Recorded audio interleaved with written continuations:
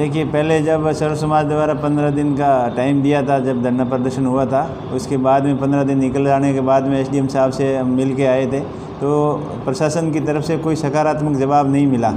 इस वजह से अभी आने वाले 17 तारीख से अनिश्चितकालीन धरना पर शुरू कर रहे हैं। बजरी से आमजन परेशान है और सबसे ज़्यादा दिक्कत बाड़मेर ज़िले के अंदर ही है। अब अपने पास में ही देख लो, लूनी के क्षेत्र के अंदर वही ठेकेदार है, वही नदी है, वहाँ पे बिल्कुल यहाँ से आधी से भी कम 100 ही रेट के अंदर बजरी मिलती है। अब जोधपुर शहर के अंदर जो बजरी की गाड़ी आ रही है 10 से 11 हज़ार रुपये की, वही गाड़ी अगर बालोतरा के अंदर डलवानी चाहे तो 30-35 हज़ार रुपये की, और गाँव के अंदर जब दूर जाएंगे 40-50 हज़ार रुपये की गाड़ी आएगी। तो ये एक लूट है, अघोषित लूट है, और इसके ऊपर जवाबदार आदमी जो सरकार के लोग हैं वो मुकदर्शक बने हुए हैं। और जहाँ तक ऐसा लग रहा है कि मुख्यमंत्री जी के आगे किसी की चलती नहीं है, क्योंकि यहाँ के मंत्री जी हेमाराम जी ने भी पहले बयान दिया था, और विधायक महोदय जो बाड़मेर जैसलमेर के विधायक हैं वो सातों के सातों विधायक यहाँ से मिलने गए थे। खान मंत्री जी से भी बात हुई थी, लेकिन उनकी सुनी नहीं। इस वजह से लोग परेशान हैं। और आज देखिए, बजरी की वजह से किसी का घर बनाना हो, टाका बनाना हो, या पर्सनल दूसरे काम है, सरकारी काम है, रिफाइनरी के काम है, सारे प्रभावित हो रहे हैं। रिफाइनरी तो एक गवर्नमेंट का प्रोजेक्ट है, और यहाँ तो गवर्नमेंट को वैसे ही कम दर पर गवर्नमेंट का नाका लगा के इसके लिए बजरी मुहैया करानी चाहिए।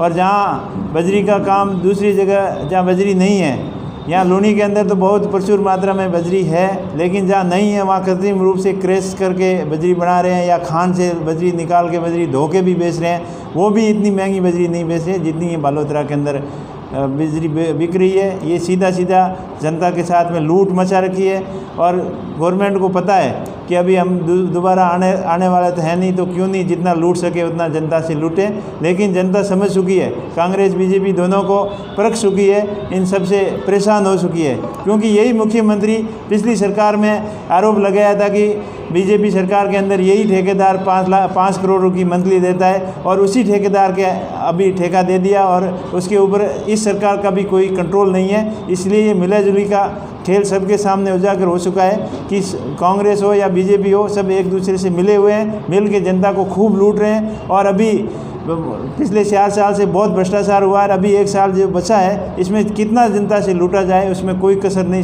छोड़ रहे हैं, और ये लूट जनता बर्दाश्त नहीं करेगी। इसीलिए अभी आरएलपी पार्टी बैनर तले 17 तारीख से अनिश्चितकालीन धरना रखा गया है कि इसके अंदर ठेकेदार को ऊपर और सरकार के ऊपर पूरा दबाव बनाया जाएगा कि बजरी की रेट उचित रेट की जाए। क्योंकि किसी भी चीज़ की मैक्सिमम प्राइस वैल्यू उसके ऊपर लिखी होती है। आज आप कोलगेट का ब्रश लेने जाओगे तो भी उस पर मैक्सिमम प्राइस लिखा होता है, पर ये तो पूरा सबके काम आने वाली बजरी है, सब लोग प्रभावित हो रहे हैं। तो इसमें सरकार को इंटरफेयर करके मैक्सिमम प्राइस वैल्यू निश्चित करनी चाहिए और रेट कम करनी चाहिए, इसलिए ये पड़ाव रखा गया है।